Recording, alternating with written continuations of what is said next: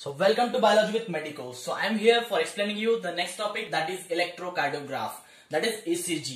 तो ECG को अपन इस क्लास में डिस्कस करने वाले हैं, ठीक है।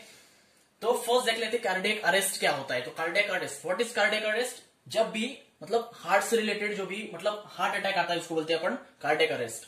तो कार्डियक अरेस्ट जब आता है तब हुकअप टू द मशीन, मतलब कार्डियक अरेस्ट आने के बाद में जब हॉस्पिटल में अपने को एडमिट करते किसी को भी, तो एक मशीन से कुछ तो इंस्ट्रूमेंट निकालते, उसे हुकअप करते। उस मशीन को ही क्या बोलते हैं? इलेक्ट्रोकार्डियोग्राफ बोलते। Machine is called electrocardiograph. तो ग्राफ से आप कंफ्यूज मत हो जाना, ग्राफ मतलब मशीन ही होता है, इलेक्ट्रोकार्डियोग्राफ। तो उस मशीन का साउंड कैसा होता है? लाइक दैट मैं निकालने की कोशिश करता हूं, पी पी पी पी, ऐसा साउंड होता है उस मशीन का, ठीक है। तो आपने बहुत बार सुना होगा, ठीक है। किसी को देखने गए होंगे, किसी रिश्तेदार मतलब बीमार पड़े होंगे या फिर हार्ट से रिलेटेड कुछ प्रॉब्लम आएगा तभी आपने सुना होगा शायद, ठीक है। तो वो ऑप्टेन जो मशीन होता है यूज टू ऑप्टेन इलेक्ट्रोकार्डियोग्राम। अभी कंफ्यूजन क्रिएट होगा इलेक्ट्रोकार्डियोग्राफ और इलेक्ट्रोकार्डियोग्राम के बीच में, ठीक है। इलेक्ट्रोकार्डियोग्राफ ये मशीन है और वो यूज करा जाता है इलेक्ट्रोकार्डियोग्राम को ऑप्टेन करने के लिए। उसको भी ईसीजी बोलते हैं, इसको भी ईसीजी बोलते हैं, ठीक है।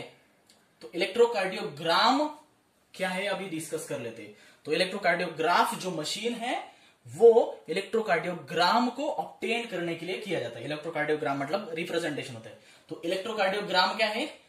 ग्राफिकल रिप्रेजेंटेशन होता है हार्ट के एक्टिविटीज का।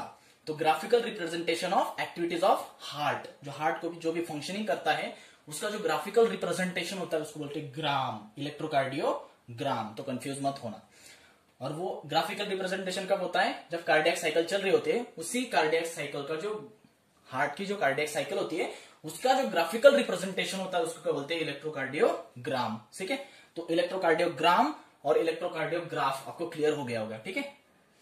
बाद में इलेक्ट्रोकार्डियोग्राफ क्या है उसको देख लेते हैं। तो इलेक्ट्रोकार्डियोग्राफ एक मशीन है जिससे 3 इलेक्ट्रिकल लीड्स अटैच होती है, और वो इलेक्ट्रिकल लीड्स मतलब जो इंसान को जो इलेक्ट्रिकल लीड्स लगी होती है वही इंसान हुकअप होता है, ठीक है। तो इलेक्ट्रिकल लीड्स होती है, तो 3 इलेक्ट्रिकल लीड्स में से 1 टू ईच रिस्ट, हर एक रिस्ट को एक एक लगेगी। 2 इलेक्ट्रिकल लीड्स हो गए, इलेक्ट्रिकल लीड्स हो गए, और जो एक होती है वो लेफ्ट एंकल को लगाई जाती है। तो लेफ्ट एंकल और हर एक रिस्ट को एक एक ऐसे 3 इलेक्ट्रिकल लीड्स मशीन से इंसान को लगाए जाते हैं, ठीक है।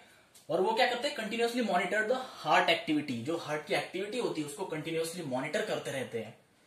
और एक बात, जो मल्टीपल लीड्स अटैच होते हैं चेस्ट रीजन में, उसी मशीन से मल्टीपल लीड्स मतलब मल्टीपल लीड्स होते हैं और वो अटैच होते हैं चेस्ट रीजन।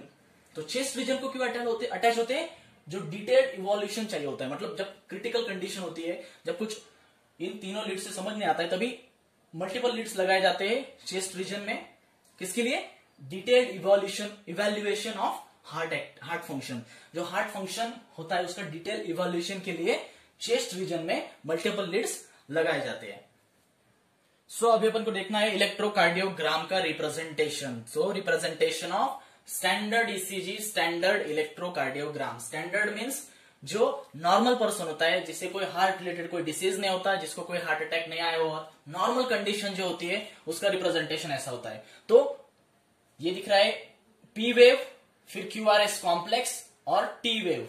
तो ये जो होता है एक सेट होता है और यही सेट बार बार रिपीट होते रहता है, ठीक है। तो P wave, QRS complex, T wave, यहाँ पे फिर पी वेव, फिर क्या आएगा? क्यूआरएस कॉम्प्लेक्स, फिर टी वेव। तो ये कंप्लीटली चलता रहेगा यही सेट। तो पी वेव क्या होता है? P wave is electrical excitation और द डिपोलराइजेशन ऑफ एट्रिया। तो पी वेव क्या होता है? इलेक्ट्रिकल एक्साइटेशन बोल सकते हैं या फिर डिपोलराइजेशन बोल सकते हैं एट्रिया का, ठीक है।